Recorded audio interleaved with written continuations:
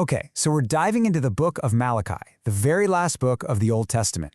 And you've got to understand, this isn't just some tidy little conclusion. It's this incredibly powerful final message from God delivered right before he goes silent for 400 years. I mean, just think about that for a second. This is God's last word to his people for 4 entire centuries. That's a big deal. So that begs a pretty big question, right? Imagine you knew you weren't going to speak to someone you loved for 400 years. What would you say? What would be your final message? Getting your head around that question is honestly the key to understanding why this book, Malachi, is so direct, so, confrontational, and why it's just so unbelievably important. And to really get a feel for the weight of this, just look at the timeline. You've got Malachi speaking his prophecy around 430 BC, and then nothing. The prophetic voice from God just goes silent for 400 years. They call them the silent years. Then, bam, the New Testament story kicks off. So Malachi is literally the final bridge, the last connection between these two huge eras of biblical history. Now, to really get the message, you've got to understand who God is talking to. About 100 years have passed since they came back from exile in Babylon. And yeah, the temple's been rebuilt, which is great, but the people, they're just discouraged. They're living under Persian rule, and all those big promises from God about a glorious new kingdom feel like they're on hold indefinitely.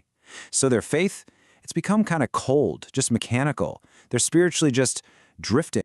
And right there, that's the core conflict of the whole book. This isn't just God giving a big speech. No, it's a direct dialogue. It's really more like a debate where the people are actually openly questioning God to his face. So the book kicks off with this incredibly powerful, foundational statement from God. It's really the basis for everything else that's about to happen. He starts by just reminding them of who he is and what their relationship is all about.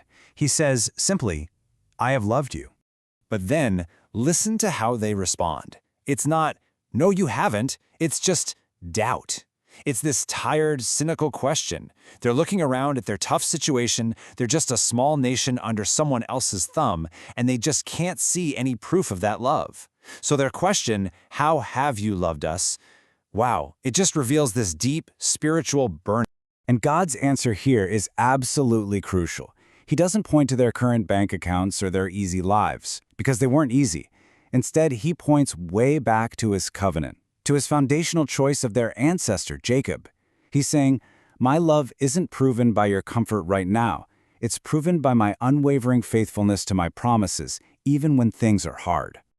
Okay, so now that the core issue is on the table, Malachi basically gives them a spiritual diagnosis. He's like a doctor showing them an X-ray, pointing out how their cynical questioning of God's love has led to this broken covenant, this faithlessness that's like an infection spreading through every single part of their lives. And it starts with their worship. And this gets us to one of the book's absolute central themes. You just can't separate your relationship with God, that's the vertical part, from your relationships with other people, the horizontal part. They are completely connected. A broken covenant with God will always lead to brokenness in the community. So, what's the first symptom of this spiritual sickness? Corrupt worship.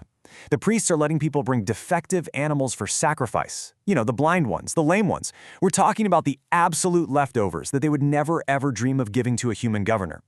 Their discouragement had basically soured into disrespect, and their worship was just a meaningless insult. And God's reaction to this is, it's stunning. He basically says, "I would rather someone just shut the temple doors completely than have to put up with these empty, useless sacrifices." I mean, that's a powerful statement, right? It shows that God wants genuine honor, something that comes from the heart, not just people mindlessly going through the motions. The second symptom? A total social and moral collapse. Specifically, Malachi calls out the men who were just faithlessly divorcing the wives they'd been with forever, breaking their own sacred vows. And God's declaration, "I hate divorce," is just so stark, so absolute. It shows how their unfaithfulness to him was perfectly mirrored in their unfaithfulness to each other. And symptom number 3, a complete failure of trust. The people were holding back their tithes and offerings. In God's eyes, they were literally robbing him. But see, this wasn't just about the money. It was a sign that they didn't trust God to provide for them anymore. They were choosing to hoard what little they had out of fear and cynicism. But listen, after this really heavy diagnosis of Israel's spiritual sickness, the whole book just pivots. God doesn't just leave them with a laundry list of all their failures. No, he offers a radical prescription, A promise of future hope that just cuts right through all that cynicism and sets the stage for, well, for everything that's about to come. And here it is.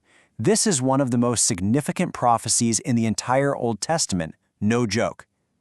God promises, "I will send my messenger, who will prepare the way before me." This is a direct look ahead, a spotlight pointing centuries into the future to John the Baptist, announcing the arrival of the Lord himself, Jesus Christ. So Malachi lays out the sequence of what's going to happen. Step 1, the messenger comes.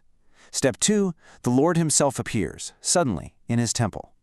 But pay attention to that third step, because his arrival isn't all comfort and joy. It's for cleansing. It's for judgment. He will be like a refiner's fire, that intense heat that burns away all the junk to purify the gold.